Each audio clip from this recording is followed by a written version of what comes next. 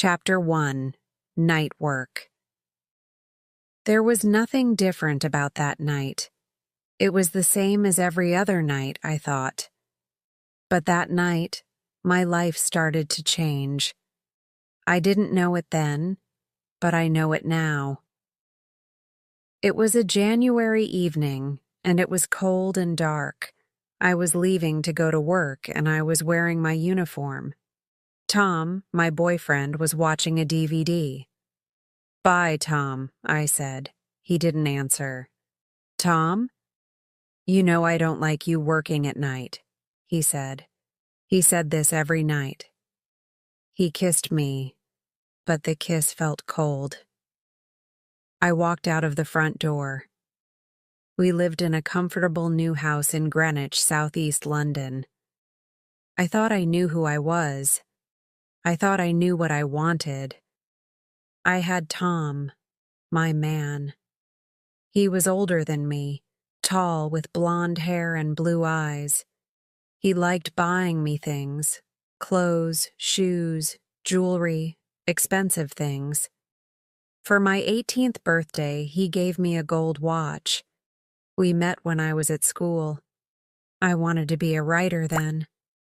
Tom laughed at me. He told me writers were intelligent. "You're not intelligent," he said. "You're beautiful, but you're not intelligent." And I believed him. I moved in with him when I finished school. I didn't think about the rest of my life. I thought I was in love. Tom was all I wanted. That night, I started the car and drove through the dark. It was very cold. As I drove, I thought about Tom. I put my hand up to my face. I could feel his cold kiss on my cheek. Tom said the night was his time with me. He said I didn't need to work. It wasn't a great job, but I liked the money. And I liked shopping. Now I could buy the things I wanted. For the first time in my life, I was earning some money. For the first time in my life, I didn't need Tom for everything. Chapter 2. Within high fences, I arrived at work. I showed my identity card to the guards and drove through the gates. I stopped my car, got out, and walked to the next gates. I showed my identity card again to some more guards. Then they opened the gates and let me in. I was now at work. I worked in a center for asylum seekers, people who want to live in Great Britain because of bad problems in their countries. When I first started working as a guard, I didn't know much about asylum seekers.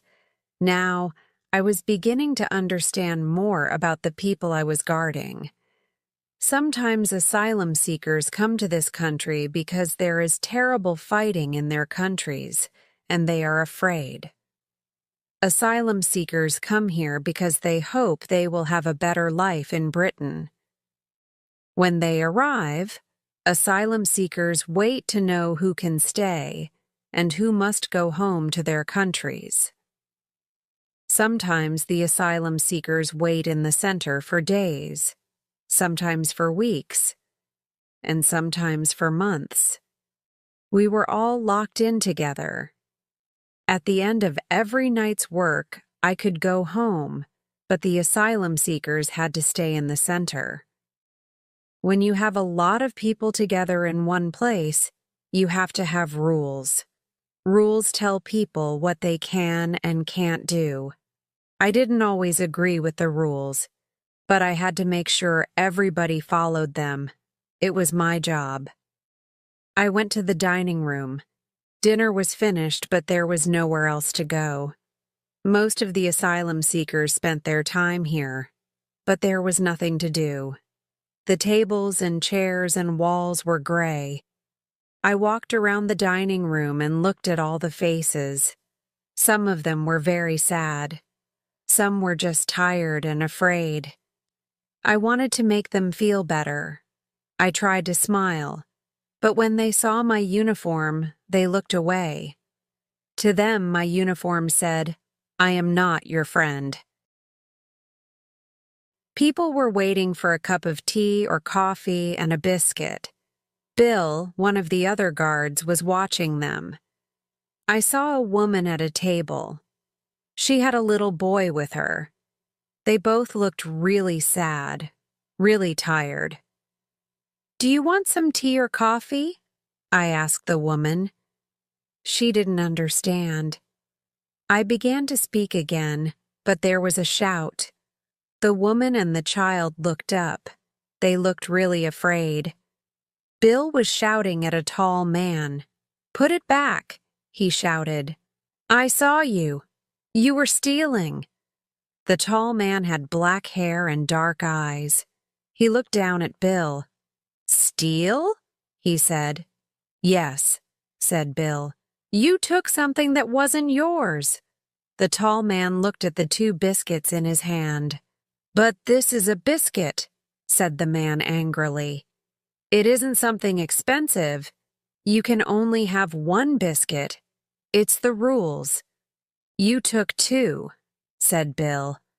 "But this biscuit isn't for me," said the tall man. "It's for that boy." He looked at the little boy with the woman. The boy was afraid to take a biscuit. He was afraid of the rules. There are so many rules here. "Yes," said Bill, "and you have to follow the rules." The tall man wasn't afraid of Bill's words. He turned and walked away. He gave the 2 biscuits to the boy and smiled. It was a beautiful smile. The boy was too tired to smile back. He ate the biscuits quickly. 1, 2. He was very hungry. The man smiled at the boy again, and I smiled at the man. The tall man looked at me for a moment and stopped smiling. Then he turned his back to me. I wanted to tell him I was a friend, but my uniform said something different. It said, "I am not a friend." It said, "I agree with all these rules." The tall man saw my uniform, and he understood what it said. But that night, my heart was saying something very different from my uniform. Chapter 3.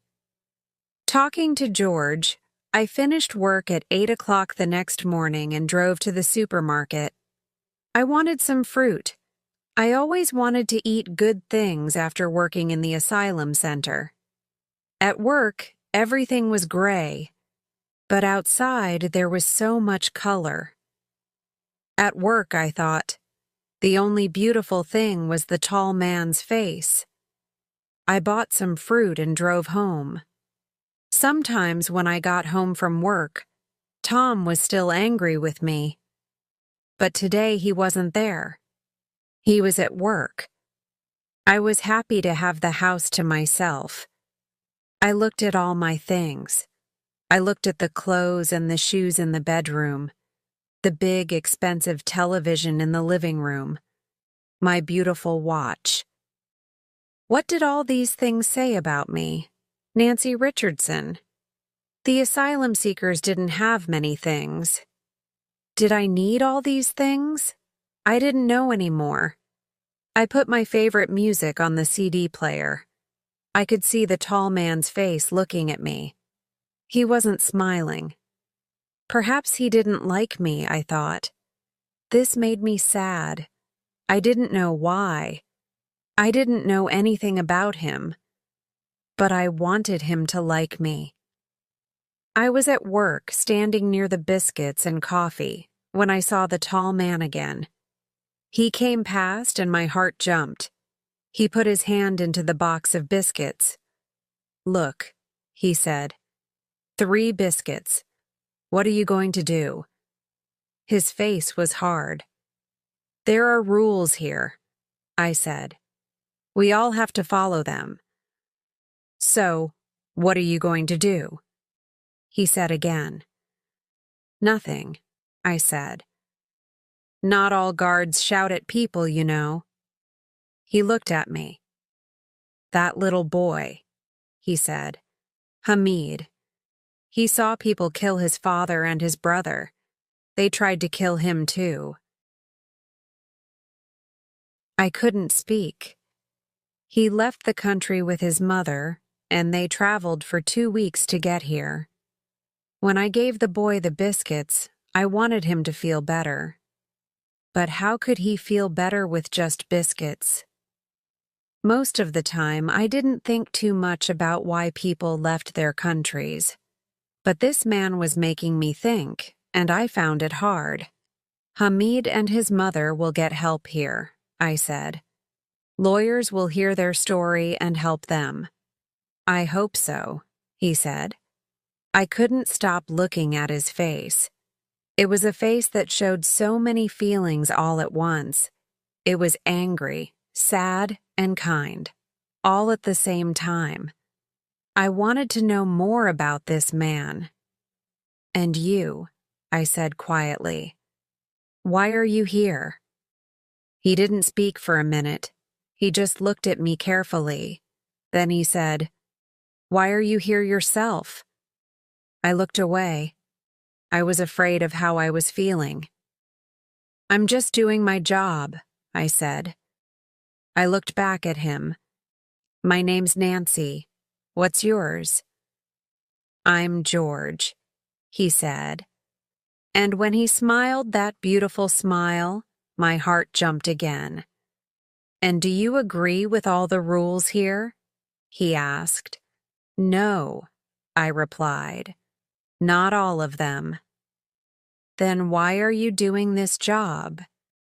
I didn't know what to say. I did it because I liked having some money. I wanted to be a writer, I replied, but I left school early. You can do anything if you really want to, said George. Maybe, I said. We talked some more. George was making me think about things. Writing was something I always loved. Perhaps I could write. Tom was the only person who said I couldn't. I was changing, and there was nothing Tom or I could do about it. Chapter 4. The dinner party. It was Friday night. I wasn't working. Tom and I were going for dinner at my best friend Harriet's house. Harriet and I were old friends from school. We saw each other every week. Harriet lived with her boyfriend, Steve. They were getting married in April in Scotland. I put on a red dress and my favorite shoes. You look beautiful, said Tom. He tried to kiss me, but I moved away. Come here, he said, and he pulled me hard. Stop it, Tom, I said. Why don't you want to kiss me? He asked. I didn't reply.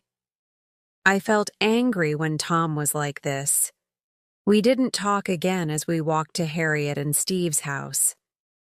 Hello, come in, said Harriet, opening the door. I went into the kitchen with Harriet. She was cooking. Harriet is a very good cook. After we left school, she studied to be a cook and I moved in with Tom. In those days, I thought I was the lucky one. I had a man who earned good money and I didn't have to work. Now I wasn't sure. Now I was learning that work can be important. Harriet knew me better than anyone. She looked at me. What's wrong, Nancy? She asked. You look different. What is it? I looked at her. Don't say I'm stupid, I said. It's about someone at work. At the center. Yes? A guard? She asked. No, I said. One of the asylum seekers? Yes, I really like him. Like? How? Harriet asked. I think about him all the time. But Nancy, you're with Tom. You and Tom love each other. What more do you want? I don't want more things, I said. The first time I saw this man, I needed him to like me. "What's his name?" she asked. "George." "And why did he come to this country?" "I don't know," I told her. "I asked him, but he didn't say." "Then what do you know about him?" I looked at my best friend. "Harriet," I said, "I know that he's kind. I know he wants to help people. Sometimes you don't need to know a lot about someone. I know I like him. That's all." Harriet looked at me. I didn't say anything else. I didn't want to talk about George anymore. I didn't think Harriet really understood. "So, is everything ready for the wedding?" I asked. "Nancy," said Harriet, "just remember you love Tom. You live with Tom. You have a beautiful home and a good life. Don't lose it." Of course, Harriet was right. I had a beautiful home. I had Tom. But I didn't tell Harriet that Tom was often angry with me. "How's the job?" Steve asked me over dinner. I started. "Why don't they close that center?" said Tom. "One day the asylum seekers will all escape. Then we will have problems. Asylum seekers steal things." I thought about George, Bill, and the biscuits. "Asylum seekers don't steal things, Tom," I said. "Well, they come here and take our jobs," said Tom. "Soon Nancy will say everyone can come into our country. Then there will be no jobs, no houses, and no hospital beds for us." "Tom," said Harriet, "what are you saying?" "I'm talking about asylum seekers that come here to get a good life," said Tom. "This is our country, not theirs." "Our country? Who are we?" asked Steve. "Us, me, people who were born here." "So," said Harriet, "do you mean that I can't live here because my father was born in Scotland and my mother was born in Italy?" She was as angry as me. "That's different," said Tom. "Why is it different?" asked Harriet. "I'm talking about people from the other side of the world. They come here and take our jobs and houses." "People come to this country because they are afraid to stay in their countries," I said. "It isn't easy for them to leave their homes. I hear some terrible stories at the center. These people need our help." Tom laughed. "Stories. That's what they are. Nancy is so sweet she believes anything. More cake, please, Harriet." Tom knew we didn't agree with him, so he started talking about something else. That night in bed, I couldn't look at Tom. "The one night I have you at home and you don't want to talk to me," he said. "I don't know you anymore, Nancy." I didn't answer. I waited until he was asleep, and then I turned and looked at him. Tom with his angry ideas about asylum seekers. Do I still love him? I asked myself. I closed my eyes, but I could see George and not Tom. Chapter 5. In danger. The next time I saw George, he was standing outside the gray building, smoking a cigarette. He smiled at me and my heart jumped. "Do you want a cigarette?" he asked. "I don't smoke," I said. And then I added, "But I don't mind smoking." I looked at him. "How are you?" I asked. "I'm okay," he replied. "George," I said, "why did you come here, to this country?"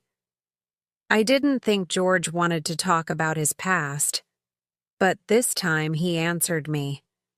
"In my country, I was in danger," he said. "Danger? Why?" "I was a photojournalist," he said. "I took some photos for the newspapers, but the police didn't like them. I took them because I wanted people to know what was happening in my country. What were the photos of? I asked. They were of soldiers hurting women and young children. But the police saw my photos, and they came to find me. That's terrible, I said. You were trying to help those women and children. Yes, he said. But the police didn't want people to know what was happening in our country. So what did they do to you? I asked. They locked me in a building and they hurt me. Look.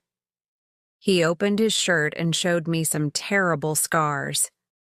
Now you can see why I can't go home. I couldn't speak.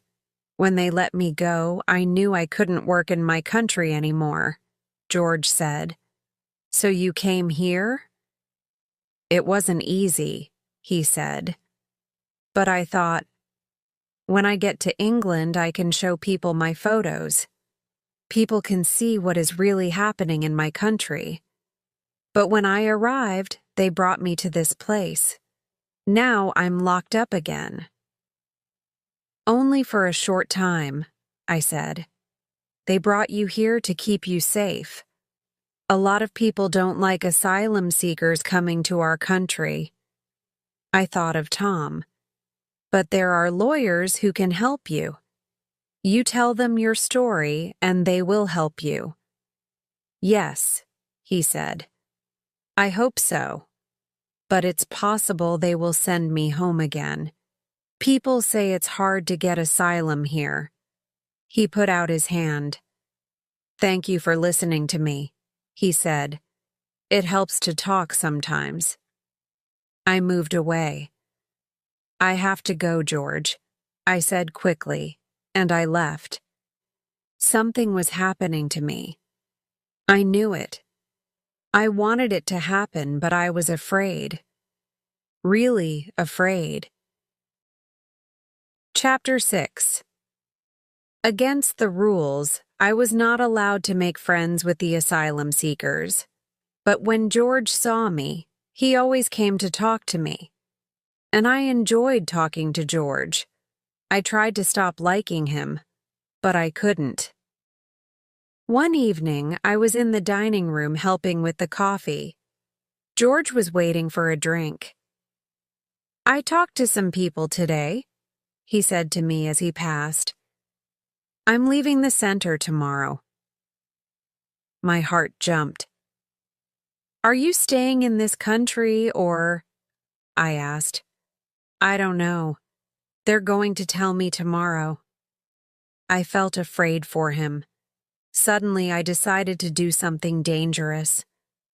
When I started at the center, they told me never to give anyone my phone number or my address.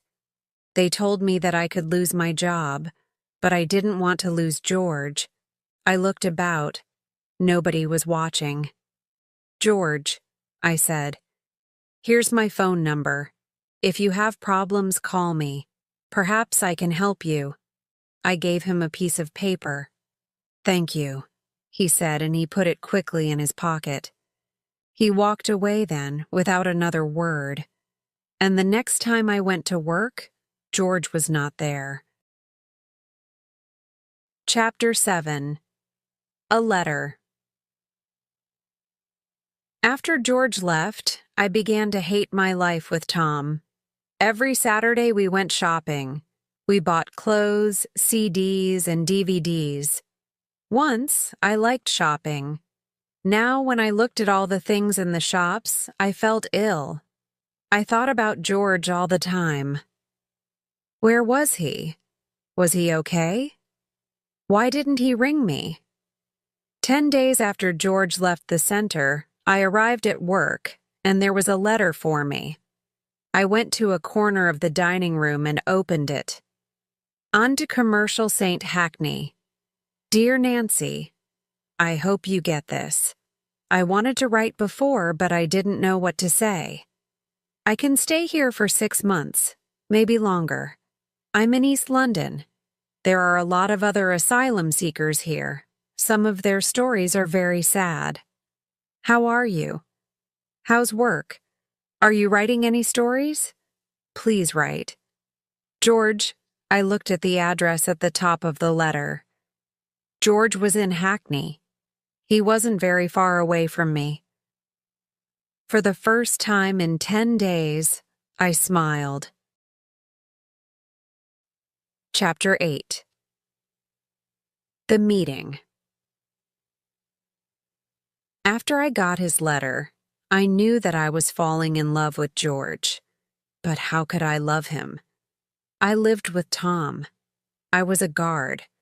George was an asylum seeker. I knew we couldn't be together. I had to forget about George.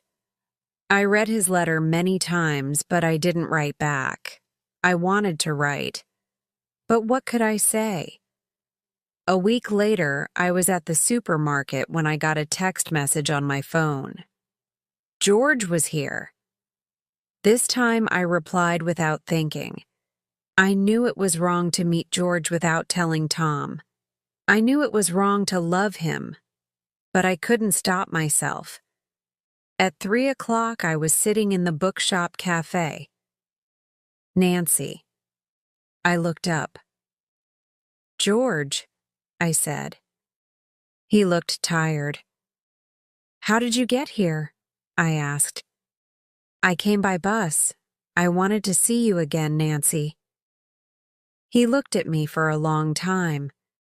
You're different without your uniform, he said. Am I? I didn't know what else to say. You look nice, he said. I smiled. Are you working? I asked him. Not yet. I get a little money, but not much. I want to get a camera and take photos. I need to work. I'd like to see your photos, I said. Yes, he said. I think you will understand them. They are photos that show what's really happening to people. We talked for a long time. He told me about his life in East London. I told him a little about my life. Then he said, What's the time? I have to be back by 5:30. I was wearing my gold watch. I looked at it. It's 4:30. That's a nice watch. Yes, I said, but I went red. Did George think I was very rich? Did someone buy it for you? It was Tom, I said quietly. Who is Tom? He asked. Tom is the man I live with. But I stopped. I wanted to tell George that I didn't love Tom anymore. I knew I was falling in love with him, but I didn't know what to say. Then George said it for me. Nancy, he said. I feel there is something happening between us. Yes, I said. I need to know, do you give your phone number to all the asylum seekers? No, I said. Just you, George. It was then he kissed me. It was then I knew I was leaving Tom. Chapter 9. Walking away, I left Tom on Monday. When he came home from work, I was waiting by the front door with my bags. What are you doing? Tom asked. I'm leaving, I said quickly. What do you mean, leaving? Leaving you. No, said Tom. No, Nancy. You can't. What will you do without me? This wasn't easy. I didn't love Tom anymore, but I didn't want to hurt him. I'm sorry, Tom, I said. Things are different now. I can't stay with you. For a few seconds, he just looked at me. Then in a very quiet voice, he asked, Is there another man? I didn't answer him. I felt afraid. Tom was already angry. I didn't want to tell him about George. Who is it? Tell me who it is. Tom was shouting at me. I'm not going to tell you, I said. Is it someone you met at that center? He asked. Is it? Tell me, Nancy. Yes, it is, I said. But I'm not leaving because of him. I'm leaving because I'm learning to think, Tom. Think for myself. Who is he? He's called George, I said. And I'm going to help him get asylum so he can stay in this country. Tom stared at me. He's an asylum seeker? Yes. And you are going to live with him? No, Tom, I don't know. Perhaps one day. Tom laughed. You are stupid, Nancy, he said. I can't believe how stupid you are. This asylum seeker just wants your money and your passport. You hear about people doing this all the time. You'll come back to me, I know you will. No, Tom, never, I said. I'm sorry, but I'm never coming back to live with you. Then I took my bags and walked away. Chapter 10. Never better. When I left Tom, I was also leaving a comfortable home, nice things, a car, and Tom's money. Now I had to find somewhere to live. I didn't earn a lot of money in my job. I had to find somewhere cheap. I stayed with Harriet for a few days, and she helped me find somewhere to live. It was in a small flat in a house not far away. I was happy to see it was a little nearer to George and Hackney. A week later, I moved in. Harriet came to see me. I brought you some cakes, she said. She looked around. Are you sure you're going to be okay here? It's so small. Yes, I said. It is small, but I don't want a big house anymore. I want to change. I'm going to do something with my life. Don't change too much, Nancy. I like you as you are. Oh, Harriet, I said. I put my arms around her. Harriet's wedding was in a few weeks, and I knew she wanted me to be there. But I couldn't go. Not now. It was too difficult. Harriet, I said. I'm really sorry, but I can't come to your wedding now. People won't talk to me. They won't understand why I left Tom. It's my wedding, Nancy, said Harriet. You have to come. Will Tom be there? I asked. I don't know, said Harriet. He's still very angry. He says you're stupid. He says you're with someone who just wants your money and a passport. I laughed. But I haven't got much money, I said. There was a sound at the door. This is George now, I said. Please stay, Harriet. I want you to meet him. I opened the door and George came in. He looked at me, then at Harriet, then at the cakes on the table. Are you Harriet?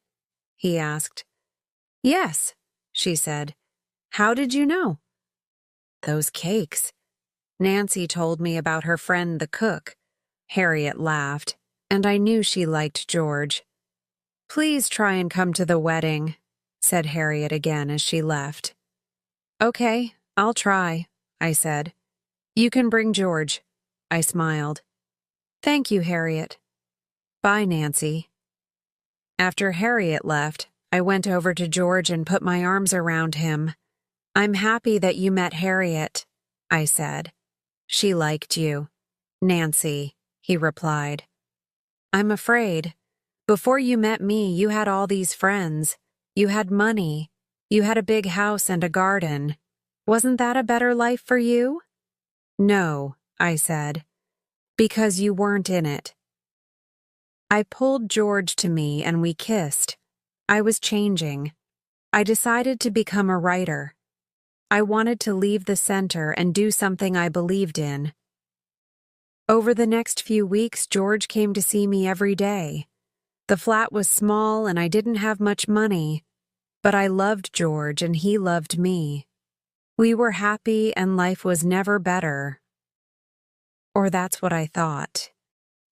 Chapter 11. Afraid. It was a Friday evening in April. George and I were standing on the platform at the station. We were waiting for my train to Scotland. I was going to Harriet and Steve's wedding. Harriet told me that Tom was not going.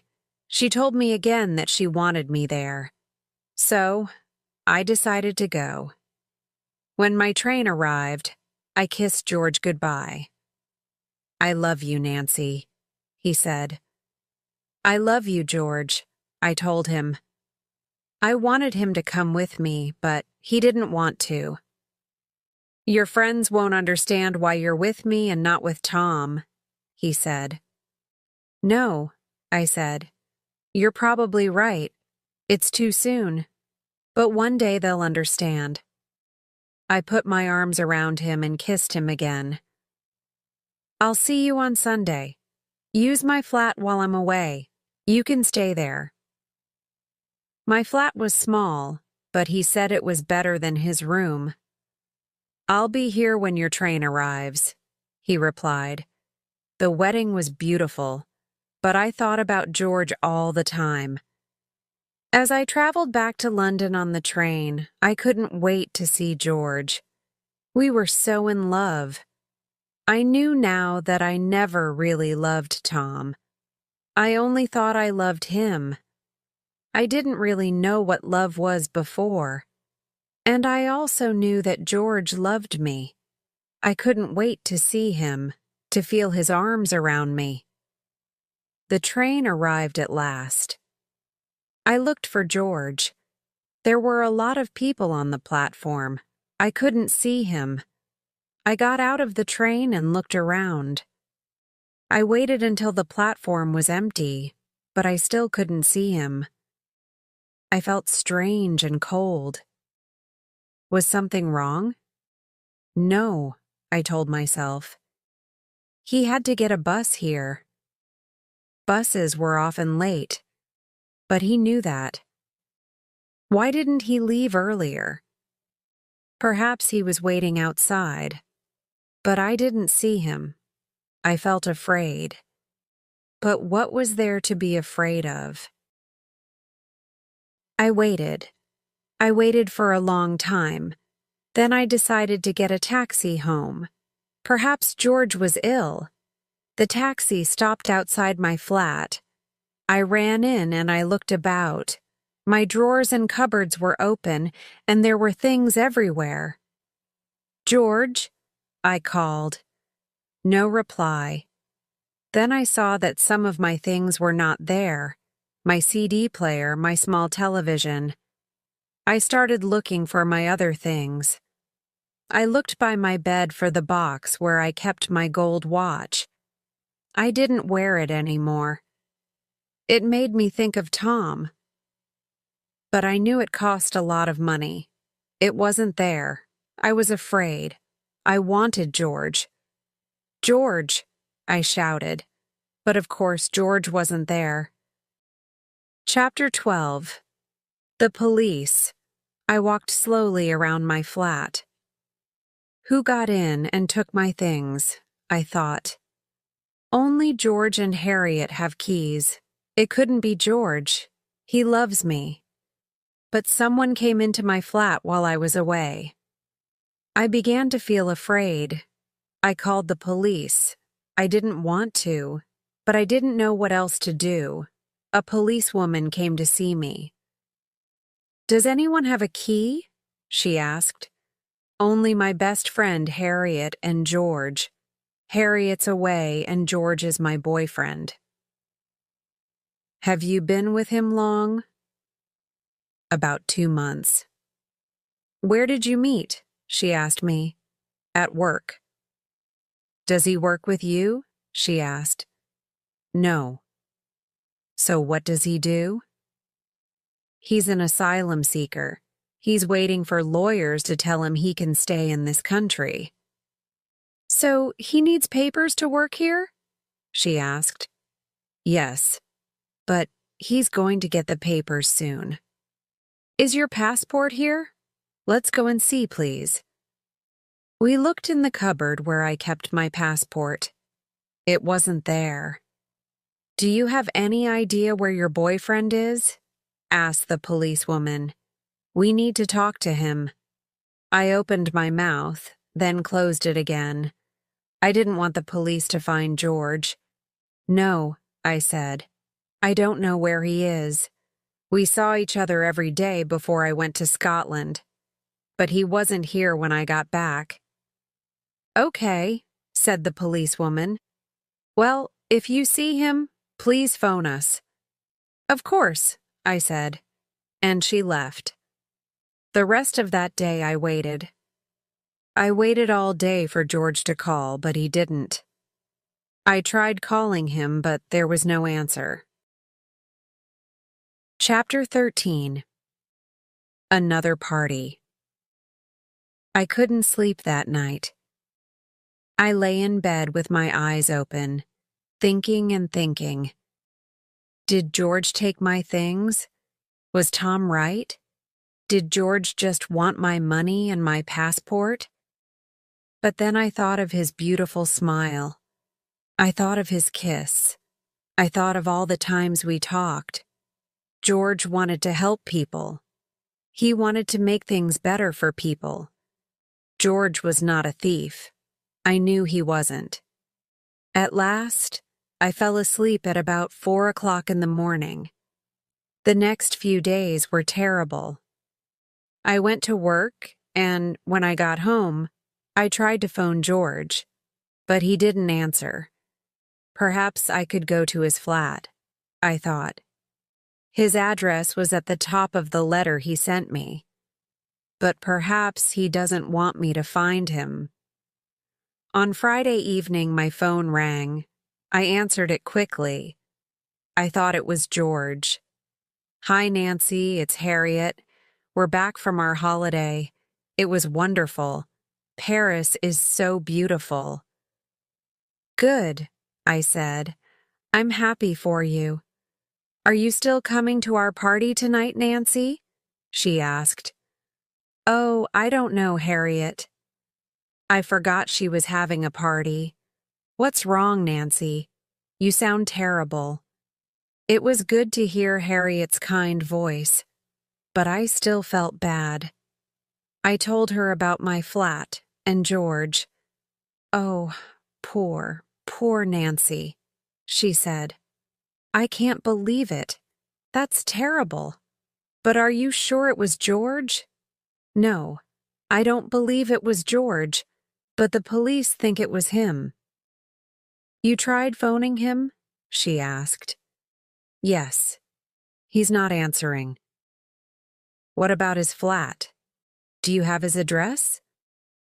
Yes, but I don't think he wants to see me. He knows where I am. Where is he? Why isn't he here? Nancy, we'll just have to wait and see. I know it's hard for you, but you can't be by yourself after this. You need to be with people. Come to the party, please, said Harriet. I really don't feel like a party, I replied. Oh, come on, Nancy, it'll make you feel better. I didn't want to go to a party, but Harriet was right. I didn't want to be by myself. So that evening, I got the bus to Harriet's house. She opened the door and put her arms around me. Have some champagne, she said. You need something to make you feel better. Thanks, Harriet, I said. She gave me a drink in the kitchen. I went into the sitting room. It was full of people. Everybody was smiling and laughing and talking. I felt more alone than ever. Perhaps I'll go home, I thought, when someone said my name. Chapter 14. My Old House. Nancy. My heart stopped for a second. I looked up. It was Tom. Good to see you, he said. How are you? I'm fine, I answered. I was trying hard to look okay. Inside, I felt terrible. I looked at him. Wasn't he still angry with me? "Have another glass of champagne," said Tom. "Tell me about your new life. I want to know." "There's not a lot to tell," I said. "I've got a new job." "Here," he said. He gave me another drink. He didn't really want to know about my new life. "Thanks," I said. The champagne was good after my terrible week. I drank it quickly, then I drank some more. "You okay?" Tom asked. "No, Tom. I feel ill. I need to rest, but it's so noisy here." "Why don't you come back to my house? It's quiet there." "Okay, Tom," I said. I felt too ill to say no. Tom took me by the arm and helped me walk back to my old house. On the way, he started talking. "Steve told me about George," said Tom. "What did he say?" "He said George took things from your flat. Your watch, your CD player, and your passport. He said the police want to talk to him." "The police don't know George took my things," I said. "You were stupid. You left me for him." "Tom, I don't want to talk about this." I still felt ill. We got to the door of my old house and Tom opened it. "It's not too late," he said. "You can move back here." "No, Tom," I said. "I don't want to be with you anymore." We went into the sitting room. "I'll make coffee," said Tom, "while you think." He went into the kitchen. I looked around. It was strange to be back in my old house. I walked over to the CDs and started looking at them. "That's strange," I thought. There was a little box behind the CDs. I picked it up and looked at it carefully. I opened the box. My gold watch. I looked at the back of the watch and saw NR, my initials. I felt myself go cold. Tom came in with the coffee. "Well," he said, "what are you going to do now? You know George took your things." "George took my things, Tom?" I asked. "Yes." "So," I said. My voice was hard. "What's this then?" I showed him the watch, and Tom's face went white. "Tom, why is my watch here?" He didn't speak. "Did you go to my flat and take it?" I asked. "Did you take my other things too?" "Are you saying I steal things?" Tom asked. "No. I know you don't need my things. So why did you take them?" "Look, Nancy," he said coldly. "I gave you everything you wanted, but you left me for an asylum seeker with no money. I wanted to show you it was a mistake." "But it wasn't a mistake, Tom," I said. "George and I love each other." "He was using you to get a passport and money," said Tom. "No, he wasn't, Tom. George is a good, kind man. He's kinder than you'll ever be." I shouted. "You wanted George out of my life. That's why you did this. And now the police want him." I was so angry. Tom tried once more. "I'm not letting you go again," he said. He was walking towards me. I turned and opened the front door. "Goodbye, Tom," I said. I threw my watch at him and I ran out of the house. I ran back to Harriet's house. "Nancy," she said, opening the door. "What's wrong?" "Harriet," I said. "Can I use your phone? I need the police." Chapter 15. Our story.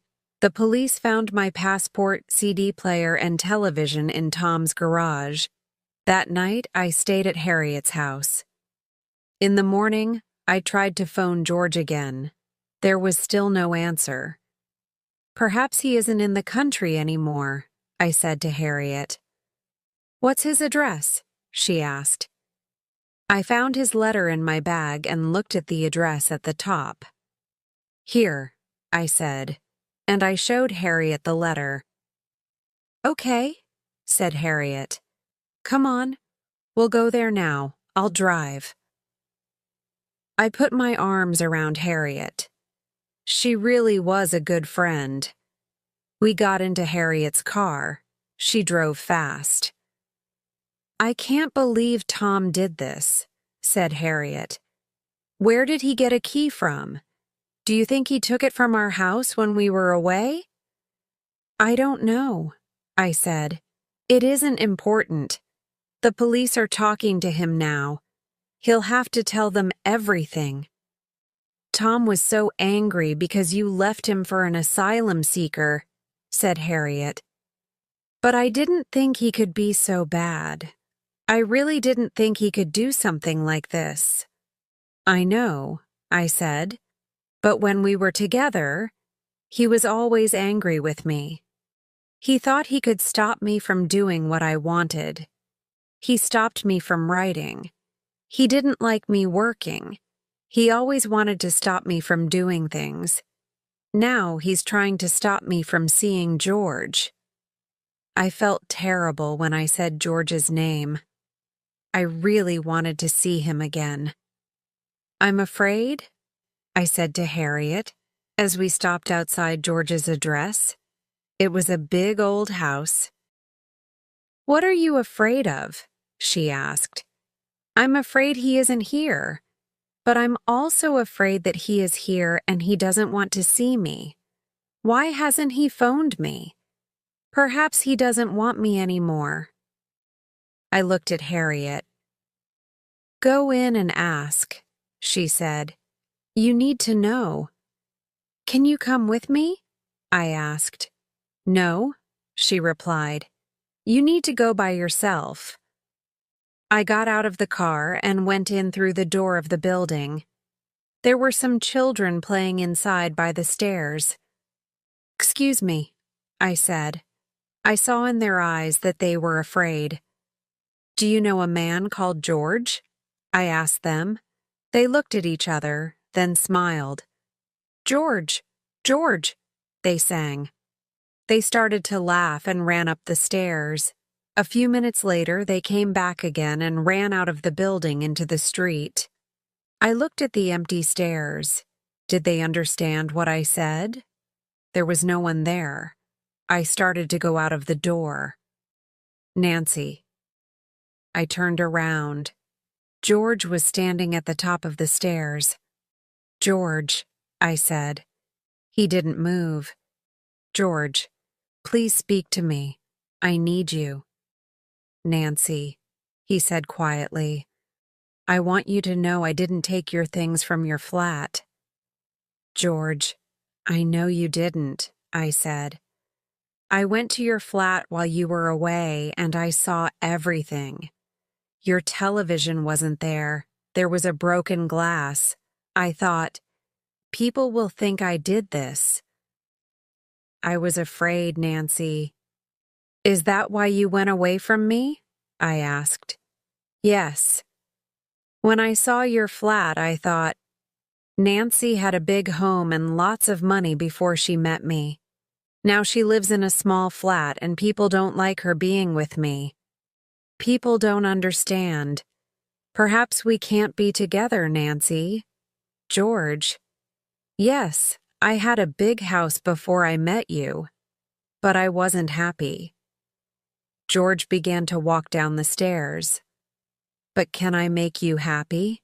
he asked. "George," I said. "The last few days were the worst in my life. I thought about you all the time. I didn't know where you were or why you left me." "I thought about you too," he said. He was next to me now. I looked into his lovely brown eyes. "I love you, George," I said, "and I want to be with you." "I love you too, Nancy, but perhaps I'll have to leave. Perhaps I'll have to go back to my country. We don't know yet. Being together isn't going to be easy. No, it isn't going to be easy, but we can help each other, I said. Together we can do anything. He smiled. Then he kissed me. I knew then it was going to be all right. I knew George and I were going to be together. George showed me that I could change. He showed me I could do anything I wanted. That's why I decided to write our story.